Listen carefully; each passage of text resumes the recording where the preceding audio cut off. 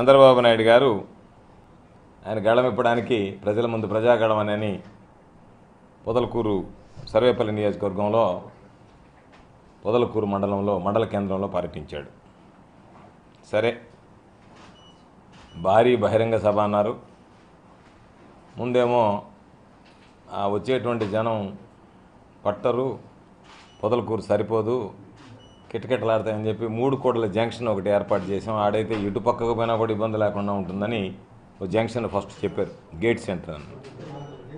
ఆ తర్వాత ఇక్కడ అంత స్పందన లేదు జనాలని రోడ్డు మీద పెట్టారు. అంటే ఆ జంక్షన్ నుంచి వెనక్కి తీసుకెళ్లారు. చంద్రబాబు నాయుడు షెడ్యూలు 2 గంటల 40 నిమిషాలకి షెడ్యూల్, 3 గంటలకు సభ ప్రారంభమవుతుందని. పాపం చంద్రబాబు నాయుడు గూడూరులో ప్రోగ్రాం ఏమో అయిపోయింది. దాదాపుగా 1.5 గంట హెలికాప్టర్ ఎక్కకుండా అక్కడ ఎదురుచూపులు చూశాడు. జనం రాలేదు. అక్కడ ఈరోజు కూడా మీడియాలో కూడా పోస్టింగ్స్ వచ్చాయి. 3 గంటలకు చంద్రబాబు నాయుడు చెప్పినటువంటి జనానికి కనీసం 100 మంది లేరు. అతనికి 100 మంది లేరు. చంద్రబాబు నాయుడు చెప్పినటువంటి 3 గంటల సమయానికి సభా ప్రాంగణంలో 100 మంది కూడా లేరు. ఇది బహిరంగ రహస్యం. చంద్రబాబు నాయుడు సరే నా గురించి అనేక రకాలైనటువంటి మాటలు మాట్లాడాడు. దాంతోపాటు ఆయన మదన కామరాజును తీసుకొచ్చి ఆయన కోట్లేసి గెలిపించండి అని చెప్పాడు. అది వేరే విషయం. నేను చెప్పేది చంద్రబాబు నాయుడికి పొదలకూరు మండల కేంద్రంలో గరిష్టంగా వచ్చినటువంటి జనం 1500 మంది లిబరల్గా వేసుకుంటే. రాష్ట్రానికి ముఖ్యమంత్రిగా ఉండేటువంటి వాడు తల నేరుగా ఆ ప్రజల ముందే నాకు ఇంత దారుణంగా ఉందా పరిస్థితి అని చెప్పి బాదుకుని వెళ్ళాల్సినటువంటి వాడు నిస్సిగ్గుగా చంద్రబాబు మాట్లాడేటప్పుడు 500 మంది లేకపోయినా రకరకాలైనటువంటి వ్యాఖ్యలు చేసి వెళ్ళడం జరిగింది. దురదృష్టం ఏమిటంటే చంద్రమోహన్ రెడ్డి నిద్రలేస్తే ఏదైతే మాట్లాడుతున్నాడో అదే మాటలు ఆయన పాపం బుక్లో రాసుకున్నట్టుకున్నాడు సోమిరెడ్డి. ఆ బుక్ ఇచ్చినట్టుకున్నాడు చంద్రబాబు నాయుడికి. ఆ బుక్ చూసుకొని మాట్లాడాడు అతను. నేను చెప్పేది సరే, నువ్వు ఎట్టంటాడైనా 3 సంవత్సరాలు రాష్ట్రానికి ముఖ్యమంత్రిగా పనిచేసావు. మరీ చంద్రబాబు నాయుడు సోమిరెడ్డి స్థాయికి దిగజారిపోతే ఎట్లా? మరి అసహ్యంగా ఉంది కదా. సోమిరెడ్డి స్థాయి లేనాడు. సరే, చంద్రబాబు పెద్ద స్థాయి ఉన్నాడు అంటే చంద్రబాబుకి ఏం పెద్ద స్థాయి లేదు. రామారావు పిల్లల్ని బట్టి చంద్రబాబు స్థాయి పెరిగింది తప్ప ఈ రాష్ట్రానికి చంద్రబాబుకి వెన్నుపోటు, రామారావుకి వెన్నుపోటు పడిచి ముఖ్యమంత్రి కాగలిగాడు తప్ప రామారావు స్థాయి ఏం పెద్ద స్థాయి ఏం కాదు, చంద్రబాబు నాయుడు స్థాయి.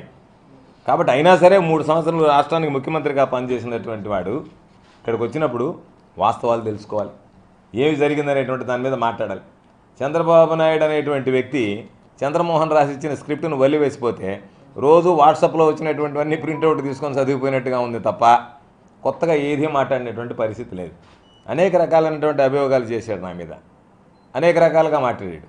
పాపం మన మదన కామరాజుని తీసుకొచ్చి ఇది ఉంటుంది కదా, ఏది పాముని కొట్టి చంపి తోలుతోటి ఒలిచేస్తే ఆ ఒలిచినటువంటి తోలు తీసుకొచ్చి దీనికి ప్రాణం పోస్తే ఇది కాటేస్తే మనిషి బతకడం అని చెప్పేసి పోయాడు చంద్రబాబు.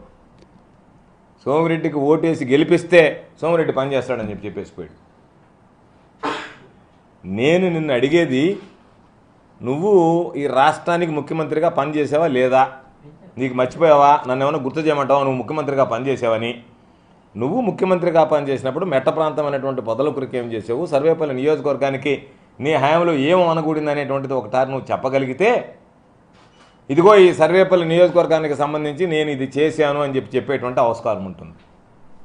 జగన్మోహన్ రెడ్డి గారిని, నన్ను, మమ్మల్ని ఇద్దరిని దూషించిపోవడం తప్ప నువ్వు నిన్న వచ్చినటువంటి నీ ప్రజాగళం అనేటువంటి దానిలో ఎన్నికలకు ముందు నువ్వు ఏ రకమైనటువంటి భరోసాను ఇవ్వగలిగావు? ఇదిగో ఇది నేను చేశాను ఈ ప్రాంతానికి అని చెప్పుకోగలిగావా?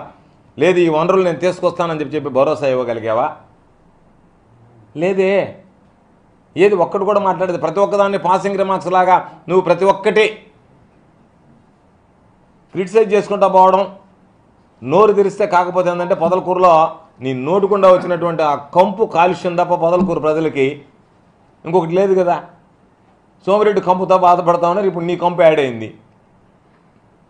మీరు ఒక ఇతిమిద్దమైనటువంటి విషయాలు తీసుకొని ఇదిగో ఈ విషయం ఉందేనండి, నువ్వు నా మీద కొన్ని అభియోగాలు చేసావు.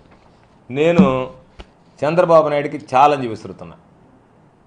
నీకు దమ్ము ధైర్యం ఉంటే, నువ్వు నిజంగా నిజాయితీపరుడు అయితే, నువ్వు నిజంగా నీతిమంతుడివే అయితే, నువ్వు నా మీద పెట్టినటువంటి అభియోగాల మీద నేను హైకోర్టులో పిల్లిస్తాను, నేనే వేసుకుంటాను. అయ్యా నా మీద అభియోగాలు వచ్చాయి, సిబిఐ చేత విచారణ చేయించండి అని చెప్పి, కోటి చౌకాల మీద, ఇసుక మీద, నువ్వు ఇచ్చినటువంటి వాటి అన్నిటి మీద నీకు ధైర్యం ఉంటే ఈ ఎన్నికలు అయ్యే లోపల ఎస్ నేను నీతిమంతుడిని, నిజాయితీపరుడిని, నా మీద వచ్చినటువంటి అభియోగాల మీద, నా మీద వచ్చినటువంటి ఆరోపణల మీద నేను విచారణకు సిద్ధంగా ఉన్నానని చెప్పి నీకు ధైర్యం ఉంటే నువ్వు సిబిఐ ముందు విచారణ కోరగలవా? వెళ్దాం, హైకోర్టులో నేను అఫిడవిట్ ఫైల్ చేస్తా, అయ్యా నా మీద అభియోగాలు వచ్చాయి, విచారణ జరిపించండి, కోర్టు ద్వారా ఆర్డర్ ఇవ్వండి. ఒకవేళ ఎందుకంటే ఈరోజు ప్రభుత్వం లేదు కాబట్టి, అపధర్మ ప్రభుత్వం కొనసాగుతుంది కాబట్టి నేను సిబిఐకి లెటర్ రాస్తాను, నువ్వు సిబిఐకి లెటర్ రాసి ఇద్దరం కలిసి లెటర్లు రాద్దాం, మన మీద విచారణ జరిపించుకుందాం, ఏమి ఇబ్బంది లేదు. నీకు ఆ ధైర్యం ఉందా? ఆ దానికి సమాధానం చెప్పి నువ్వు ప్రజల్లో తిరిగి. నీకు 2 ఛాలెంజ్లు విసిరా. ఒకటి, సిబిఐ మీద నా మీద విచారణ జరిపినప్పుడే నేను ధైర్యంగా కోర్టుకు వెళ్ళి నా మీద సిబిఐ విచారణ వస్తే జరపమని చెప్పాను, ఆహ్వానించాను. నీ మీద ఉన్నటువంటి అభియోగాలకు నువ్వు స్టే తెచ్చుకున్నావు, ఆ స్టేని తక్కకు తొడిగించి నేను విచారణకు సిద్ధమని చెప్పి నువ్వు కోర్టుకు చెప్పు అంటే నువ్వు చెప్పలేకపోయావు. ఈరోజు నీ మీద అనేక రకాలైనటువంటి అభియోగాలు ఉన్నాయి, పాతవి కొత్తవి. ఇన్నర్ రింగ్ రోడ్ దగ్గర నుంచి, ఇన్సైడర్ ట్రేడింగ్ దగ్గర నుంచి, నీ దగ్గర ఉన్నటువంటి స్కిల్ డెవలప్మెంట్ స్కామ్ దగ్గర నుంచి, వీటన్నిటి మీద నువ్వు విచారణకు సిద్ధమైనటువంటి చెప్తే ప్రజలకు స్పష్టత వస్తుంది. ఎస్ చంద్రబాబు నాయుడు నీతిమంతుడా, గోవర్ధన్ రెడ్డి నీతిమంతుడా అనేటువంటి దాని మీద ఒక స్పష్టత వచ్చేటువంటి అవకాశం ఉంది. ఏమీ లేకుండా Kolar gold field 1, gold field 2, gold field 3 కావాలంటే సర్వేపల్లికి రావాలంటే సర్వేపల్లికి రా. నువ్వు వస్తే సర్వేపల్లికి ధైర్యంగా చూపిస్తాను నీకు సర్వేపల్లిలో జరిగినటువంటి అభివృద్ధి. కేజీఎఫ్ కాదు సర్వేపల్లిలో చూడాల్సింది నువ్వు చంద్రబాబు. సర్వేపల్లి జరిగినటువంటి అభివృద్ధి సిగ్గుతో తలదించుకొని చచ్చిపోతావు నువ్వు సర్వేపల్లికి అని తిరిగా ఉంటావు. అయ్యో నేను చేయలేకపోయానే, అయ్యో నేను అదేవిధంగా నేను కుప్పంలో చేయలేకపోయినానని బాధపడతాను. సర్వేపల్లిని చూస్తే, సర్వేపల్లిలో అభివృద్ధిని చూస్తే, అయ్యో నేను ఇన్ని సంవత్సరాలు నన్ను గెలిచినటువంటి కుప్పం ప్రజలకు నేను చేయలేకపోయినాను అభివృద్ధి అని చెప్పి నీకు అన్నం తినడానికి కూడా ఇష్టపడదు, అన్నం కూడా తినడానికి ఇష్టపడదు నీకు. అయ్యో నేను ఇంత ద్రోహం చేశానా కుప్పం నియోజకవర్గంలో ఇన్నిసార్లు ఓట్లు వేసుకున్నటువంటి నా ప్రజలకు అని చెప్పి సిగ్గుతో చచ్చిపోతావు నువ్వు. ఆ విధంగా డెవలప్ చేశాను నేను సర్వేపల్లి నియోజకవర్గానికి సంబంధించి. నువ్వు నీ పక్కన ఉండేటువంటి వాడు తోలు బొమ్మలాటోడు ఒకడు, ఇద్దరిని పెట్టుకొని మీరిద్దరు కలిసి మాట్లాడి ఏదో ఒకటే జనాల్ని. నేను చెప్పేది నీవు ఎంత దిగజారిపోయావు. పొదలకూరు మండల కేంద్రం జనాభా ఎంత? 25,000 మంది. కనీసం 10% మంది వస్తే నీకు 2,500 మంది రారా? పొదలకూరు మండల జనాభా ఎంత? 85,000. కనీసం 2% మంది వస్తే నీకు 1,700 మంది రారా? సర్వేపల్లి నియోజకవర్గం జనాభా ఎంత? 3 లక్షలు. కనీసం నీకు 1% వచ్చుంటే 3,000 మంది జనం రారా? అంటే నీ మీద ఉన్నటువంటి శ్రద్ధ, నీ మీద ఉన్నటువంటి ఆసక్తి. సర్వేపల్లి నియోజకవర్గంలో ఇది చంద్రబాబుది 3వది. మొదటిది మేమంతా సిద్ధమని చెప్పి మేదరమెట్టల దగ్గర పెట్టాం. 300 బస్సులు ఏర్పాటు చేసుకుని వచ్చారు, సొంతంగా ఏర్పాటు చేసుకుని వచ్చారు నాయకులు, కార్యకర్తలు. దాదాపుగా 18,000 మంది తరలి వచ్చారు. సొంత వాహనాలు అయితే అన్నీ కలిపాం. ఇక్కడి నుంచి మేదరమెట్లకు 18,000 మంది తరలి వచ్చారు. మొన్న కావల్లో పెట్టాం, ఎన్నికల సమయం 12,000 మంది తరలి వచ్చారు. నీకు సర్వేపల్లి నియోజకవర్గంలో జరిగినటువంటి దానికి సర్వేపల్లి నియోజకవర్గ ప్రజలను తీసుకురాకపోయి, నీకన్నా జగన్మోహన్ రెడ్డి గారు ప్రతినిధులుగా వస్తే నేను ముత్తుకూరులో పెట్టా బహిరంగ సభ, సామాజిక సాధికార యాత్ర. దానిలో వచ్చినటువంటి వాళ్ళు సగం కూడా నీ ముఖానికి రాలేదంటే ఎన్నికల సమయంలో నీకు ప్రజలు ఎటువంటి షాక్ని ఇస్తున్నారనేటువంటిది నీకు అర్థం కావడం లేదా? ప్రజలు నీ మీద నమ్ముతున్నారా? ప్రజలకు నీ మీద నమ్మకం విశ్వాసం ఉందా? భరోసా ఉందా? ఇప్పుడైనా సరే ప్రజలకు నమ్మకం విశ్వాసం కలిగించేటువంటి నాయకుడి కోసం చూస్తారు తప్ప జగన్మోహన్ రెడ్డి గారిని ఈరోజు నువ్వు మాట్లాడుతున్నావు, రేపు జగన్మోహన్ రెడ్డి గారి మీద నీ బ్రతికేందు బయటపడిపోతావు. నువ్వు చెప్తున్నావు, మొన్న కూడా చెప్పావు, అంతా టోటల్గా వన్ సైడ్ పోలింగ్ జరిగింది, నేను మళ్ళీ ముఖ్యమంత్రిని అవుతానని చెప్పావు. 23 సీట్లకు పరిమితం అయ్యావు. ఈసారి అదో ఇదో ఒకటి కొట్టేస్తే ఒకటే మిగలద్దు నీకు, 2, 3 నీ పరిస్థితి. ఆ ఫ్రస్ట్రేషన్లో నీకు జనం రాకపోతే గోవర్ధన్ రెడ్డి జనాన్ని ఆపేశారంటే అప్పుడు నేను ఎంత బలవంతమైనటువంటి వాడిని. చంద్రబాబు జనానికి పోనీకుండా అడ్డుకున్నామనంటే నీ పక్కన ఉండేటువంటి వాడు ఎంత బలహీనుడైనటువంటి వాడు. నువ్వే చెప్పావు, బక్క చిక్కాడని చెప్పానని. ఆయన మొదటి నుంచి ఏమన్నా తాండ్ర పాపారాయుడు అంత కటౌటా? అప్పుడు అదేనే చెప్పు, ఆయన తాండ్ర పాపారాయుడు అంత కటౌటు, పాపం పోరాడి పోరాడి పోరాడి పోరాడి బక్క చిక్కిపోయాడని చెప్పడానికి. ఆయన కటౌట్ మొదటి నుంచి అందరికీ తెలుసు కదా. సర్వేపల్లిలో ఈ రాష్ట్రంలో ఆయన ఎంత పెద్ద కటౌట్ అనేటువంటిది కొత్తగా చెప్పాల్సినటువంటి పని లేదు. నీకేమైనా ఆయన పెద్ద కటౌట్గా కనిపించడం నాకు తెలియదు. చెప్పమంటున్నావు ఆయన చేసినటువంటి పోరాటంలో నువ్వు చేసినటువంటి అభివృద్ధి గురించి చెప్పు దాని గురించి మాట్లాడేటువంటి పరిస్థితి లేకుండా ఆత్మస్తుతి పరనిదంతో నేను బ్రహ్మాండంగా అభివృద్ధి చేశా, వీళ్ళంతా అభివృద్ధి నిరోధకులు అని చెప్పి రకరకాలైనటువంటి మాటలు మాట్లాడడం. కనీసం ఈరోజు చూస్తే ఎంత బాధగా ఉందంటే ఏదన్నా ఒక సబ్జెక్టు మీద నేను విమర్శించాలన్నా నువ్వు దేని మీద స్పందించకుండా వెళ్ళిపోయావు. కేవలం నువ్వు నన్ను విమర్శించి ఆ విమర్శలు కూడా పసలైనటువంటి విమర్శలు చేసి చివరికి ఒక ముఖ్యమంత్రి స్థాయిలో ఉండేటువంటి వాడి ఇళ్ళు కట్టుకుంటే ఇళ్ల మీద మాట్లాడతావా? వాడు ఎవడో పనికిమాలోడు మాట్లాడతావంటే వాడు చెప్పినటువంటి వాడి దాని మీద నీకు ఉండబడలే సంస్కారము సభ్యత సిగ్గు ఉండబడలే. కాబట్టి నేను చెప్పేది నీ సమావేశం పరిస్థితుల గురించి ఒకసారి ఆలోచన చేయి. ఇక్కడికి వచ్చావు, నీకు ఎట్టుండాలి మామూలుగా ఇక్కడ నిజంగా అవినీతి జరిగి ఉంటే అభివృద్ధి జరగకపోయిందంటే నీకు జన నీరాజనం పట్టాలి కదా. ఎందుకు నీ ముఖాన్ని ఉమ్మేసి నేను మొహం చూసకుండా జనం రాకుండా ముగిచ్చారు? దానికి సమాధానం ఆలోచన చేసుకో. దాని మీద ఫ్రస్ట్రేషన్లోకి వెళ్ళి నాకు జనం రాలేదు కాబట్టి అని నా మీద మండిపడ్డం, ముఖ్యమంత్రి గారి మీద మండిపడ్డం, జగన్మోహన్ రెడ్డి గారి కాలి గోటికి పనికొస్తుందా నీ అనుభవం, నీ వ్యక్తిత్వం, నీ మనస్తత్వం? జగన్మోహన్ రెడ్డి గారి కాలి గోటికి పనికొస్తుందా? ఈరోజు జనంలోకి వెళ్తున్నాం. పోయినసారి జగన్మోహన్ రెడ్డి గారికి అవకాశం ఇద్దాం చూద్దామని చెప్పి ఓట్లు వేశారు. ఈసారి జగన్మోహన్ రెడ్డి గారు ఇచ్చారయ్యా, తీసుకున్నాం కదయ్యా, ఓటు వేయకపోతే ఎట్టయా? ఎవరిచ్చారయ్యా ఎన్ని సంవత్సరాల దాని మాట్లాడేటువంటి పరిస్థితి ఉంది నీకు. ఎందుకంటే అధికారం నీకు లేదు. 2004లో నువ్వు అధికారాన్ని కోల్పోయావు. రాజశేఖర రెడ్డి గారు ముఖ్యమంత్రిగా ఉన్నప్పుడు 2009లో నీకు అధికారం రాలే.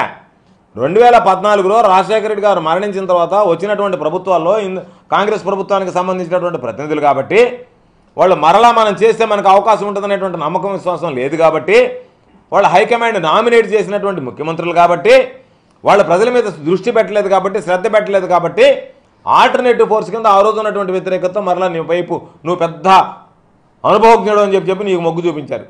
నీ అనుభవం ఏంటంటే మొత్తం రంగ నుంచి 2014 నుంచి 2019 దాకా కొండల దగ్గర నుంచి అన్ని ఉండలు తీసుకుని అబ్బా గుడులు ఎదురు మింగిపోయినారు, రంగరించుకొని నాకిపోయినారు మొత్తం ఆంధ్ర రాష్ట్రం అంతా.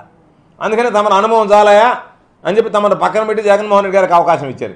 మరలా చెప్తున్నా నా అనుభవం, నేను ఏమన్నా కొత్తగా ముఖ్యమంత్రి అవుతున్నా, నేనైతే చేస్తాను దానికి ఇంతవరకు ముఖ్యమంత్రిగా పనిచేయలేను. చేసినప్పుడు ఎందుకు చేయలేకపోయావు అభివృద్ధి? ఆ రోజు ఏం గడ్డి తింటున్నావు, ఏం గాడిదలు కాస్తున్నావు? ఆ రోజు నువ్వు అభివృద్ధి చేయకుండా ఉండడానికి ఈ రోజు వస్తే అవకాశం వస్తే చేస్తానంటున్నావు. ముందు ఎందుకు చేయలేకపోయావు చెప్పు. నీకు అవకాశం రాలేదా? నీకు ఇవ్వలేదా ప్రజలు? గడిచినటువంటి 2 ఎన్నికల్లో ఒకసారి తెలుగుదేశం పార్టీకి అవకాశం ఇచ్చారు, చంద్రబాబు నాయుడు ముఖ్యమంత్రిని చేశారు. తర్వాత ఎన్నికల్లో జగన్మోహన్ రెడ్డి గారికి అవకాశం ఇచ్చారు, తెలుగుదేశం వైఎస్ఆర్ కాంగ్రెస్ పార్టీ ప్రభుత్వం ఏర్పడింది. ఈరోజు నువ్వేం చేసావు, ఎన్ని మోసాలు చేసావు, నువ్వు ఇచ్చినటువంటి హామీలు ఏ విధంగా నిలబెట్టుకున్నావు చెప్పు. జగన్మోహన్ రెడ్డి గారు ఇచ్చినటువంటి హామీలు 99% ఏ విధంగా నిలబెట్టుకున్నావు అనేటువంటిది ప్రజలు చెప్తున్నారు. నువ్వు చెప్పాల్సిన అవసరం లే, నీ సర్టిఫికేట్ అవసరం లే. కాబట్టి నువ్వు మాట్లాడేటువంటి మాటలను ఏ విధంగా ఉన్నాయంటే లాస్ట్కి చివరికి ఏ విధంగా తయారవుతున్నావంటే ఎలిమినేషన్ ప్రాసెస్కి దిగజారిపోతున్నావు. ఏదో ఒక విధంగా అడ్డు తొలగించుకొనైనా సరే నేను ఈ రాష్ట్రంలో కుర్చీలో కూర్చోవాలా, వేరే వాళ్ళు కూర్చోవడానికి లేదు అన్నట్టుగా నువ్వు తయారవుతున్నటువంటి పరిస్థితి. కాబట్టి తప్పనిసరిగా ఈరోజు వ్యవసాయాన్ని గురించి మాట్లాడావు, నీకు ఛాలెంజ్ విసిరా. నీకు దమ్ము ధైర్యం ఉంటే వ్యవసాయం గురించి నువ్వేంది మాట్లాడేది? అసలు నీ హయాంలో సాగుకి నీళ్ళు లేనటువంటి వాడు నేను వ్యవసాయాన్ని బ్రహ్మాండంగా చేశానంటే నవ్విపోతారని సిగ్గు లేదా మీకు? ఎప్పుడన్నా సమగ్రంగా సంపూర్ణంగా సాగునీరు ఇచ్చినటువంటి నేపథ్యం నీ జీవితంలో ఉందా ఏ రోజైనా? నువ్వు ముఖ్యమంత్రిగా ఉంటే వర్షాలు పడతాయా, రిజర్వాయర్లు నిండుతాయా? ఏ రోజైనా కరువు కాటకాల తప్ప రాష్ట్రం సుభిక్షంగా ఉండేటువంటి పరిస్థితి ఉందా? నేను వ్యవసాయాన్ని బాగా చేస్తానంటే అసలు వర్షాలే కోరలేదని చెప్పి రైతులు ఏడుస్తూ ఉంటే నేను బ్రహ్మాండంగా వ్యవసాయంలో నన్ను మించినటువంటి వాడు లేదంటే ఏం వ్యవసాయం? రేణిగా నెత్తకపోయి ఆ పాపం ఆ వేరుశనగ పొలాలని అనంతపురంలో కొట్టి లాస్ట్కి వచ్చినప్పటికీ ఆ పంట కూడా పోయింది కదా, ఎండిపోయింది తన పుణ్యాన్ని అని చెప్పిన దగ్గర తమ పాదం మోపిన దగ్గరలా మాడి మసి అయిపోవాల్సిందే కదా. కాబట్టి ఏదన్నా ఒక ఉన్నతమైనటువంటి పదవిని అనుభవించావు. నీ వ్యక్తిత్వం ఉన్నతమైనటువంటి స్థాయి కలిగినటువంటి వాడివి కాదు నువ్వు. నీ వ్యక్తిత్వం మనస్తత్వం నీచమైనటువంటి వాడివి, కానీ ఒక ఉన్నత స్థాయి పదవిని అలంకరించినటువంటి వాడివి. మరి ఇటువంటి వాడా ఈ రాష్ట్రానికి ముఖ్యమంత్రిగా పనిచేసిందని చెప్పి ప్రజలు నీ గురించి అసహ్యంగా మాట్లాడుకోవడం, ఏసడించుకునేటువంటి పరిస్థితిని తీసుకురాకూడదు, తెచ్చుకోకూడదు. కాబట్టి నువ్వు మాట్లాడినటువంటి మాటలు ఈరోజు కూడా మరలా చెప్తున్నా, నీకు నీతి నిజాయితీ దమ్ము ధైర్యం ఉంటే నువ్వు చేసినటువంటి ఆరోపణల మీద నేను సిబిఐ విచారణకు సిద్ధంగా ఉన్నా. నువ్వు నీ మీద చేసినటువంటి ఆరోపణల మీద సిబిఐ విచారణకు నువ్వు సిద్ధమంటే మన ఇద్దరిలో ఎవరు నీతిమంతుడో ఎవరు నీతిపరుడో ఎవరు అవినీతిపరుడో తెలిసిపోతుంది. ఇప్పటికే నా మీద ఒకసారి జరిగింది. ఆ రోజు కూడా నేను నీకు ఛాలెంజ్ వేశా. నువ్వు చాలా సందర్భాల్లో మాట్లాడావు. ఏమని మాట్లాడావు? కోర్టులో ఫైల్ మాయం చేశాడు కాకాండ గోవర్ధన్ రెడ్డి అని మాట్లాడాడు. సిబిఐ దర్యాప్తులో వాస్తవాలు వెలుగు చూస్తా సిబిఐ దర్యాప్తు చేయాల్సిందని కోరావు నువ్వు. సిబిఐ దర్యాప్తు తర్వాత నీ నోరు మూత పడిపోయింది. నిన్న మాట్లాడలేకపోయావు ఆ మాట. నువ్వు అంతకుముందు వచ్చినప్పుడు నువ్వు అదే మాట్లాడిపోయావు. అంతకుముందు వచ్చినప్పుడు ఆ సబ్జెక్ట్ మీదనే మాట్లాడిపోయావు నువ్వు. నువ్వు నోరు పెగల్లా మాట్లాడడానికి కారణం ఏంది? నోట్లో ఊస్తారని చెప్పి భయపడ్డావు, మాట్లాడలేకపోయావు.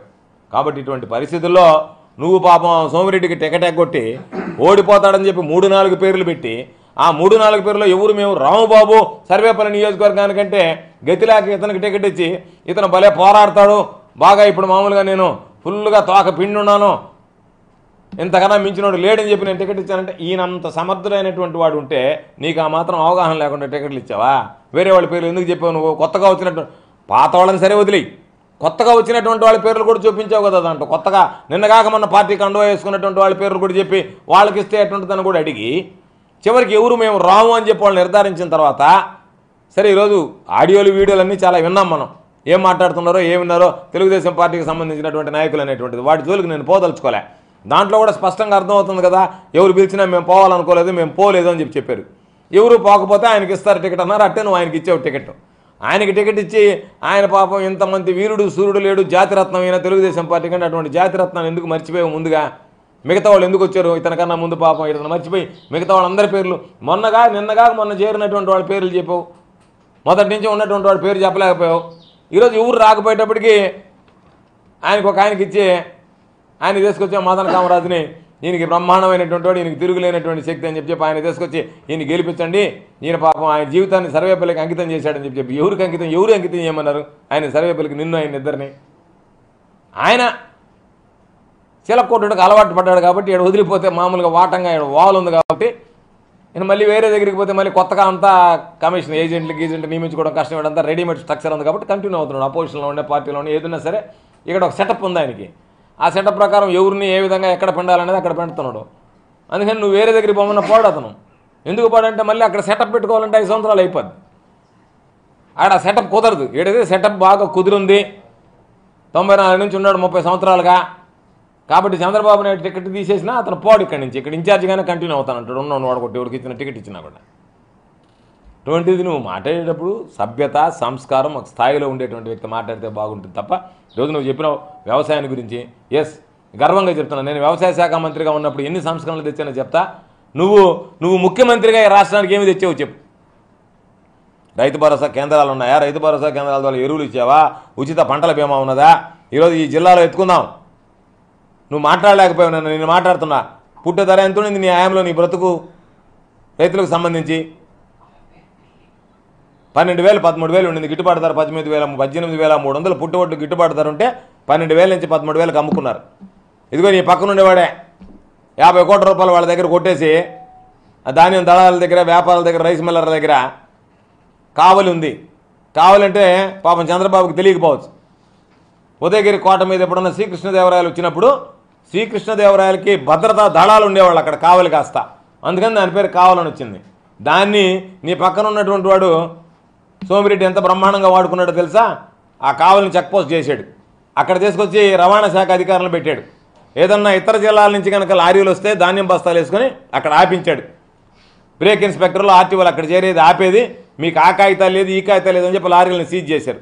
ఏదైనా అదన తెప్పి లారీలు కనుక నెల్లూరు జిల్లాకు వస్తే నెల్లూరు జిల్లా నుంచి ధాన్యం లోడ్తో పోతే అది ఓవర్ వెయిట్ ఉంది ఓవర్లోడ్ ఉందని చెప్పి దాన్ని తీసుకెళ్లి పోలీస్ స్టేషన్ దగ్గర పెట్టించారు. ఇతర జిల్లాల నుంచి ఒక్క లారీని రానికుండా కావలి దగ్గర నువ్వు ఆపి రైతులు ఇక్కడ ఉన్నటువంటి వాళ్ళందరూ రింగయ్యి వ్యాపారులు దళారులు మిల్లర్లు రైతులను దోచుకున్నారు. సిగ్గుపడాలి నువ్వు. ఈరోజు నెల్లూరు జిల్లాలో నువ్వు అడుగుపెట్టావు, నన్ను చెప్పలేకపోయావు. నీకు చెప్పలేదేమో పాపం చంద్రమోహన్ రెడ్డి. 18,600 పుట్టికి గిట్టుబాటు ధర ఉంటే 22,000 నుంచి 24,000 రూపాయలు బస్తా మీద డబ్బు పెట్టి ఈరోజు రైతులు కొనుక్కొని పోతున్నారు. రైతుల దగ్గర ధాన్యం కొనుక్కొని పోతున్నారు. తూర్పుగోదావరి పశ్చిమ గోదావరి పక్కన ఉన్నటువంటి తెలంగాణ రాష్ట్రాల నుంచి మిల్లర్లు వస్తున్నారు. ఇది మా పరిపాలన, ఇది మా యొక్క ఆలోచన. నీలాగా రైతు రథాల్లో 6 లక్షల రూపాయలు రేటు పెట్టి 4.5 లక్ష రైతు రథం అయితే మామూలుగా 4.5 లక్ష పాపం రైతులు కట్టండి. 1.5 లక్షల సబ్సిడీని 5 లక్షల రూపాయల ట్రాక్టర్ని 6 లక్షలు చేసి రైతుకి 50,000 ఇచ్చి రైతుల పేరుతో 1 లక్ష రూపాయలు నువ్వు నీ కొడుకు ఇదిగో ఈ పంజాగౌరవుడు ఒకటి మీరు అందరు కలిసి ముగ్గురు కలిసి జోబులు వేసుకోలేదు డబ్బులు. కాబట్టి మీరు మాట్లాడేటప్పుడు మీరు చేసినటువంటి కార్యక్రమాలు నిద్రలేస్తే అవినీతి అబద్ధాలమయమైనటువంటి నువ్వు మమ్మల్ని విమర్శించేటువంటి స్థాయి ఎక్కడుంది? జగన్మోహన్ రెడ్డి గారిని విమర్శించేటువంటి స్థాయి స్తోమత నీకు ఎక్కడుంది? నీకు ఎంతసేపటికి అధికార కాంక్ష, ఏదో ఒకటి ఉన్నవి లేనివి అబద్ధాలు చెప్పి ఎక్కి కూర్చోవాలి దాని మీద అనేటువంటి ఆలోచన తప్ప నీకు ఎప్పుడు కూడా గమ్యం అనేటువంటిది ఒకటే ఉంది తప్ప నీకు ఎప్పుడు మార్గం ముఖ్యం కాదు. నీకు మనిషికి జీవితంలో రాజకీయాల్లో గమ్యం కన్నా మార్గం ముఖ్యం. నీకు అసలు మార్గమే అవసరం లేదు, నువ్వు దేని మీదైనా నడిచిపోతావు, కానీ గమ్యం చేరుకుంటే చాలు అనుకున్నటువంటి నీచమైనటువంటి స్వభావం కలిగినటువంటి వాడు నువ్వు. జగన్మోహన్ రెడ్డి గారు ఆ గమ్యానికి వెళ్ళడానికి మార్గాన్ని అన్వేషించేవాడు. కాబట్టి జగన్మోహన్ రెడ్డి గారితో నువ్వు ఈ జన్మలో సాటిరావు. ఒకవేళ జగన్మోహన్ రెడ్డి గారి మీద నువ్వు ఎన్ని రకాలైనటువంటి ఆరోపణలు చేయొచ్చు, జగన్మోహన్ రెడ్డి గారి పరిపాలన ఏందనేటువంటిది నువ్వు ఎన్ని రకాలుగా మాట్లాడావు జగన్మోహన్ రెడ్డి గారి పరిపాలన గురించి. ఈ 5 సంవత్సరాల తర్వాత ఈరోజు నీకు అభ్యర్థులను నిలబెట్టుకోవడానికి చెమటలు పడుతున్నాయి. జగన్మోహన్ రెడ్డి గారు నీకన్నా ముందు ఎంత బ్రహ్మాండంగా అభ్యర్థులను నిలబెట్టాడో చూసుకో. ఈ రాష్ట్రంలో ఏ విధంగా సామాజిక సాధికారత కల్పించాడో ఒకసారి చూసుకో. నాకెంత అనుభవం ఉందని చెప్పి దేనికి మామూలుగా కుక్కగా వస్తాయి ఏళ్ళు. కాబట్టి ఈరోజు నువ్వు చెప్పినటువంటి వాటి మీద నేను విచారణకు సిద్ధంగా ఉన్నా. దేని మీదైనా సరే నువ్వు విచారణకి, నీ మీద వచ్చినటువంటి అభియోగాల మీద నువ్వు విచారణకు సిద్ధంగా ఉన్నావు అనేటువంటిది నువ్వు దాని మీద తేల్చి చెప్తే బాగుంటుంది తప్ప నేను అడిగిన ప్రతిసారి నువ్వు మాట్లాడకుండా ఎవరో ఒక ఓరకొక్కలను ఉసిగలిపేది వాళ్ళు లవ్ అంటా పరిగెత్తి మాట్లాడడం కాదు. నువ్వు మాట్లాడగలిగితే, నీకు దమ్ము ధైర్యం ఉంటే నువ్వు సమాధానం చెప్పే 24 గంటల లోపల నీ మీద ఉన్నటువంటి అవినీతి ఆరోపణల మీద. ఎందుకంటే నువ్వు అవినీతి పరుడివి, నేను చెప్తున్నా. నువ్వు అవినీతి పరుడు కాదనుకున్నావు కదా, ఎన్నికల సమయంలో సిబిఐ విచారణ వేయించుకుని నువ్వు జనాలను పోయి ఓట్లాడు. నేను అవినీతి పరుడు కాదు, వేయించుకున్నాను సిబిఐ విచారణ.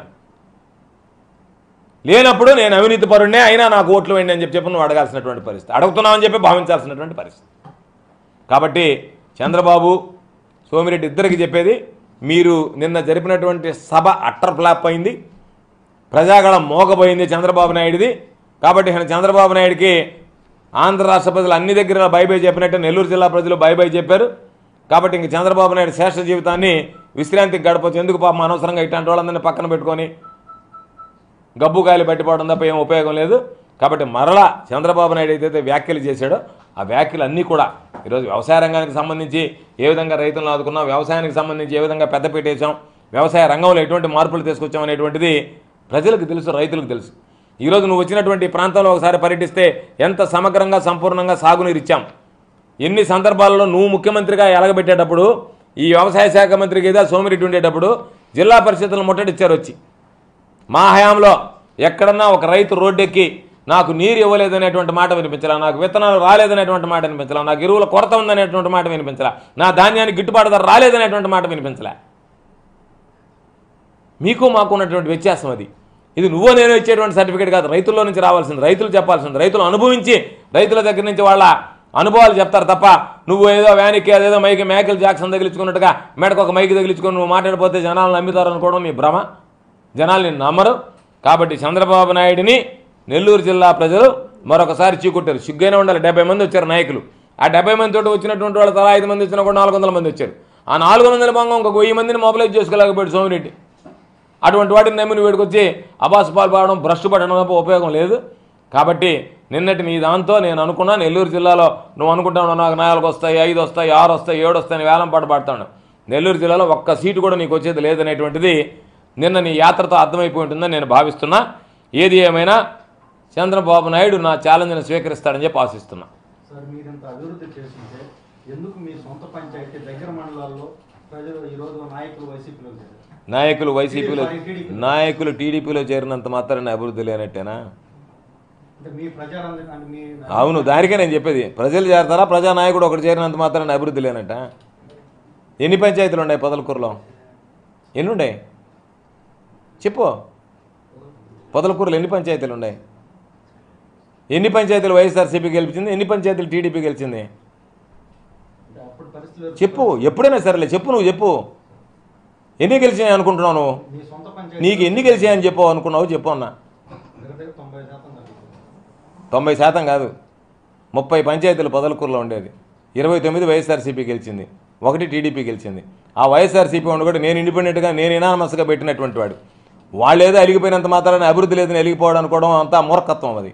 ఎందుకంటే అభివృద్ధి లేకపోతే ప్రజలు ఏదన్నా ఉంటే ప్రకోసం చేస్తారు. ప్రజలకు సంబంధించినటువంటి వాడు ఒకడు వాడుకునేటువంటి ప్యాకేజీలకు గీకేజీలకు అమ్ముడుపోయేటువంటి వాళ్ళని ఏదో మామూలుగా ఉండేవాడు అందరూ నా వాళ్లే. ఎవడున్నా పొదలకూరు మండలంలో ఓటర్ నావాడే, నాయకుడు నావాడే, ప్రతి ఒక్కడు నావాడే. నావాడు కానటువంటి వాడు లేనప్పుడు ఒకటేరా పోయడంగానే వాడు వెళ్ళిపోయారు, వీళ్ళు వెళ్ళిపోయారు అని చెప్పినది మూర్ఖత్వం. అది మామూలుగా ఆ విధంగా మనం ఆలోచన చేసే విధానమే. అభివృద్ధి జరిగిందంటే నాయకులు కాదు ఉండాల్సింది, అభివృద్ధి జరిగిందంటే ఓటర్లు వేస్తారు. నాయకుడికి ఒకటే ఓటు, ఓటర్కి ఒకటే ఓటు. నాయకుడికి ఏం 10 ఓట్లు ఉండవు. నాయకుడు అనేటువంటి వాడిని నడిపించినటువంటి వాడితో ఎంతమంది పోయి చేరారు అనేటువంటిది సందర్భం. నాయకుడు అనేవాడు చేరితే వాడితో పాటు ఎంతమంది చేరారు? సోమిరెడ్డి నన్ను చెప్పాడు, మొత్తం అంతా 1200 మంది, 1200 మందిని ఒకటి చెప్పారు, 12,000 మందిని ఒకటి చెప్పారు. ఆ మీటింగే 1200 మంది రాలేదే. సార్ 2014లో నకిలీ మద్యం, ఇది ఈ రోజు కూడా నకిలీ మద్యం పట్టుకున్నారు. మీ నకిలీ మద్యం పట్టుకున్నావు, నువ్వు రుజువు చేస్తావా? ఈరోజు పట్టుకున్నారు. నకిలీ మద్యమేనా? నకిలీ మద్యం అనే ఒరే నకిలీ మద్యమేనా? నువ్వు కరెక్ట్గా కనుక్కొని వచ్చి నాకు చెప్పు. కనుక్కొని వచ్చి ఒరే నువ్వు అడిగిన దానికి సమాధానం చెప్పు. నువ్వు నకిలీ మద్యం అన్నావు, దాని మీద కట్టుబడి ఉండవు కదా, అది తీసుకొచ్చి సమాధానం చెప్పు. ఒరే నేను అడిగిన దానికి సమాధానం చెప్పు. నకిలీ మద్యం అన్నావు, నకిలీ మద్యమేనా? నకిలీ మద్యం కూడా కాదు సార్. నేను అడిగిన దానికి చెప్పు, దానికి ఒప్పుకుంటున్నావు కాదు, నీ క్వశ్చన్ రాంగ్. ఇప్పుడు చెప్పు, నువ్వు అడిగినటువంటి ప్రశ్న తప్పు. ఇప్పుడు చెప్పు, కరెక్ట్ ప్రశ్న అడుగు. 4,800 బాటిల్ పట్టుకున్నారు, దాంట్లో కూడా దాదాపు వైసీపీ హస్తం ఉందని కూడా చెప్తాను అని వాడు కూడా చెప్పింది. మరి నువ్వు నన్ను అడగబడలే. వైసీపీ హస్తం ఉందా, ఎవరు హస్తం ఉందా అనేటువంటిది పోలీసు విచారణలో తేలుతుంది. పోలీసు విచారణలో తేలిన తర్వాత ఈరోజు ఎన్నికల కమిషన్ నియమ నిబంధనల ప్రకారం ఎవరు ప్రభుత్వం దాపెట్టేది ఏమి ఉండదు. కాబట్టి పారదర్శకంగా దాని మీద విచారణ జరిగింది. ఎన్నికల నియమావళి ప్రకారం ఏదన్నా తప్పు జరుగుంటే దాని మీద చర్యలు తీసుకుంటారు అని నువ్వు భావిస్తున్నావు. పాపం నువ్వు భావిస్తున్నట్టుకుంటావు ఆ విధంగా. ఎందుకంటే నీ మాటల్లోనే, నీ వాలకంలోనే అనిపిస్తుంది అది. లేకపోతే అసలు నకిలీ మద్యం నిన్న వాళ్లే చెప్పారు. ఇవన్నీ మామూలుగా బయట షాపుల్లో కొన్నటువంటివి అని క్లియర్గా చెప్పారు. షాపుల్లో కొనుక్కున్న మద్యము అని క్లియర్గా చెప్పారు.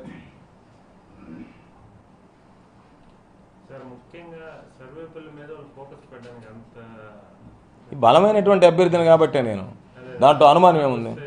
సర్వేపల్లిలో పోటీ పెట్టడానికి కారణం ఏంటంటే, సర్వేపల్లిలో నేను బలంగా ఉన్నాను కాబట్టి నా మీద ఫోకస్ పెడుతున్నాడని నేను భావిస్తున్నా, అంతే.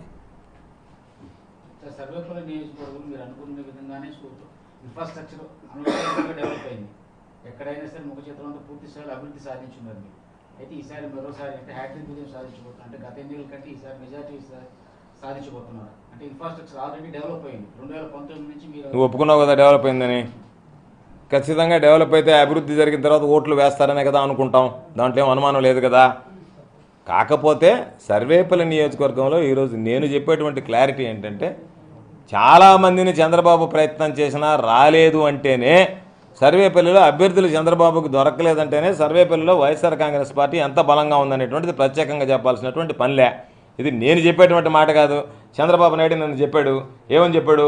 లాస్ట్కి సోమిరెడ్డి బలమైనటువంటి అభ్యర్థి అన్నాడు. లాస్ట్ కంటే ముందున్నటువంటి వాళ్ళు కాదని కదా. నువ్వే ఐవీఆర్ఎస్లో నీ నోటుకుండానే 3 పేర్లు సూచించావు కదా. అప్పుడు సూచించినప్పుడు ఇంతకన్నా వాళ్ళు బలమైనటువంటి అభ్యర్థులు అయ్యి ఉంటారని నువ్వు భావించావు కదా. చివరికి వాళ్ళు రాము అని చెప్పిన అన్న తర్వాతనే కదా నువ్వు సోమిరెడ్డిని పెట్టే. వాళ్ళలో ఎవరు మొగ్గు చూపించున్నా నువ్వు పెట్టావు కదా. అభ్యర్థులు మేము రాము అని చెప్పాను. ఈరోజు మనం చూసినటువంటి చాలా సంభాషణలు విన్నాం. అభ్యర్థులు రాము అని అన్నారని నేను. దాని ప్రకారం అర్థమైపోయింది కదా. చిన్న సబ్మిషన్ సార్, నిన్న మీటింగ్లో చంద్రబాబు నాయుడు మేము ఒక్కొక్క లేడీస్కి 1500 ఇస్తామన్నమాట, డబ్బులు సంవత్సరానికి ఇంత ఇస్తామని చెప్పారు. అంతకుముందు మాత్రం వైసీపీ డబ్బులు ఇస్తున్నప్పుడు మాత్రం శ్రీలంక అయిపోతుంది కదా. దీని మీద చంద్రబాబు నాయుడుది అది మామూలుగా చంద్రబాబు నాయుడు వాగ్దానాలు, చంద్రబాబు నాయుడు హామీలని ప్రజలు ఈరోజు అసలు మాట్లాడి నమ్మే పరిస్థితి లేదు. చంద్రబాబు నాయుడు ఇప్పుడు సూపర్ 6 అన్నాడు, మళ్ళీ సూపర్ 7 అన్నాడు, రేపు సూపర్ 8 అంటాడు, సూపర్ 80 అని కూడా అంటాడు. చంద్రబాబు నాయుడు చాంతాడంత హామీలు ఇచ్చినా జనాల్లో ఉండేటువంటి భావం ఒకటే, చంద్రబాబు నాయుడు చెప్పి ఎగ్గొడతాడు, జగన్మోహన్ రెడ్డి గారు చెప్పినట్టుగా ఇంటికి చేరుస్తాడు. ఆ నమ్మకం విశ్వాసం జగన్మోహన్ రెడ్డి గారి మీద ఉంది కాబట్టే